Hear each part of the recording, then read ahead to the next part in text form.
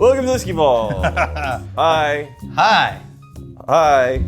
You're gonna like these Hi. comparisons. Oh, okay. We're gonna do 3 days of the same brand. Yeah. Each day a comparison, and you're about to see why. 3 days. 3 days. Same brand? 3 different videos. Yeah. Same brand. Yeah. You're gonna see why. Is it like a recognizable brand? Yeah, but not like you think. Glyph. This is a gift from Magnificent Bastard TJ Challstrom. TJ Challstrom, you magnificent Bastard.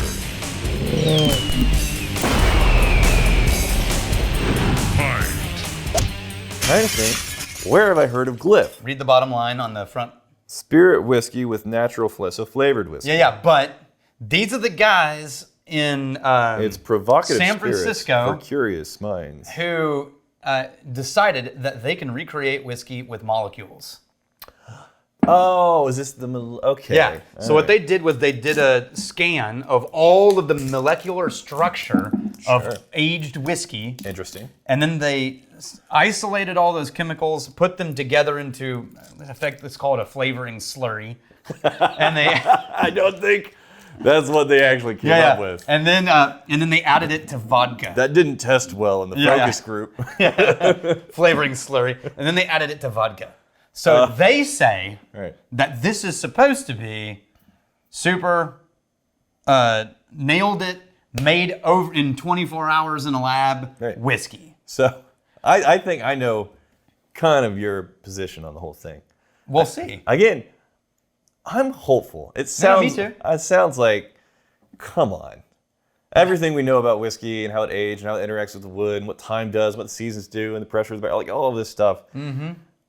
I think it is it's an ambitious goal. Yeah. And I love me some ambitious goals. So they started in the wine industry, But failed completely. Okay. So they shifted gears into the whiskey. I'm going into Industry. this. Past failures aside, this is a learning experience. Everybody fails. Yeah, If yeah. you're not failing, you're not doing enough. Right? But based on what you said, the fact that they say that they nailed it, that's the threshold by which I'm judging this. Because if they would have gone to this saying, "Hey guys, we're getting really close. We have us what you think." obviously some whiskey flavors in there. Interesting things are happening." It's like, okay, but to come from a place where they say, We "Killing got it. We did it." We did it. All right. I hope you're right. That would be amazing. That would be really fun and exciting to dive into. Okay, so 43%. Now, Can I say I'm hopeful, not optimistic? Is that a thing? yes. Okay. Me too. We have 3 of these. We're going to do one each video. Okay. Because this is the first time they were like, yeah, we did it. 85H is what that's called. Okay. And then they have one they call Royal, which is their Scotch, Mm-hmm. and one that they call Spice, which is their bourbon. Okay. So we're going to compare it to a Scotch and a bourbon. And this one is just going to be a whiskey. We'll try it, and then we'll see what are we thinking here would be a comparison to this. All right, ready? Yeah. Huh? It smells It's a vaguely whiskey-esque. I mean, it's whiskey. It's whiskey direction. This is very like Canadian blended whiskey direction. It's like if Canada tried to make a bourbon. yeah, it's and got a There's some sweet tart candy in there. that cherry is like a hard candy cherry. The ethanol is it's a little nail polishy. Mm-hmm. But let me say this right now: the nose. It smells better than I thought it would. Yes, I agree. It's better than I thought it would. But them saying that they nailed it. It's like, well, what were you trying? Like, what was the goalpost? I'm gonna Because say Kessler's Kessler's? Okay. or just an American blended whiskey. Like a well whiskey? yeah. Okay. So graded at that level. Okay. So nose, it's a little bit more of that sweet tart sugariness. Yeah, I'm looking than over here. Most American whiskeys. Because I'm gonna be pulling from over here. Maybe Seagram's. And it's kind of like it's like a tart strawberry on the nose. Mm-hmm. Go on in. Oh, cinnamon, vanilla are very obvious and very present. And the finish is kind of dry. Yeah, and then it's just ethanol finish. Yeah. So you know what this? Okay, I'm gonna say something. You know what? And then we're gonna compare. I do get the sense that it is flavored. Yeah. But the flavors they're artificial flavors, but they're whiskey flavors. Like if you're used to a set of flavors that are naturally occurring whiskey flavors, this is a similar set of flavors that are artificially presented whiskey flavors, but they're still whiskey flavors. It's just, you know the difference between like banana and artificial banana, grape, artificial grape, cherry, artificial cherry. So it's kind of like you've had the natural version of that, and then you have the artificial version of that. It's like, okay, I see where you're coming from, but it's kind of an artificial angle. I'm going to say something that's in the same direction of that. Yeah. But first, I'm going to say, if they had made a non-alcoholic whiskey that tasted like this, I would have thought, holy shit, you guys have blown it up. It would be, if this was non-alcoholic, hands down the best non-alcoholic. In the non-alcoholic video. Yeah, because oh my gosh, they're often coming from this good place, and non-alcoholic people and get an option. It's just not good. Yeah. I want there to be a good one. Now, here's what I am going to say. Right. This reminds me of the perfume industry. Okay. Which is all about isolating the molecules responsible for smells, right? And what it reminds me of is, if you read the write-up on a perfume, all of the things that it names, you know, earth and woods and vanilla and sandalwood and all of the components of that perfume, when you smell the perfume, it smells like the perfume version of those things. And you think, oh yeah, I can recognize that sandalwood and that, yeah, you're right, it does sort of smell like evergreen. And oh, it does sort of smell like pipe tobacco, but it doesn't smell like real pipe tobacco smells when you're in the room. Like a pipe tobacco scented candle never smells like real pipe tobacco. It smells like reminiscent of pipe tobacco. And that's what this tastes like to me. It tastes reminiscent of whiskey. Yeah. So, but I think I know what the market for that should be. I don't think it's neat poor people. People who are deep into the whiskey scene, they have a huge collection. Will they find a very satisfying, it's just like regular whiskey you know and love? It honestly, it's a commendable effort. I think they've gotten closer than anybody has gotten before with flavoring stuff, but it's not there. It's not. But you know what I think this would be freaking amazing for? Looks like $30. What would it be amazing for? I always have a little bit of pang of, whenever I make a cocktail with whiskey. It's like, oh, the years in a barrel, and all of a sudden it's just diluted with fruit juices and sodas and stuff. I can see that. But something like this that doesn't have that investment of time. Yeah, it's just vodka and some flavors. There's no pang. No pang. And then it's getting kind of directionally those whiskey kind of flavors. And it's going to be mixed in a cocktail to where I would be curious to see how a cocktail with this turned out versus a cocktail of just an actual whiskey. Maybe. At the same $30 price point. Yeah. So, Seagram's. Okay. That's what we're going to compare it to. American blended whiskey. All right.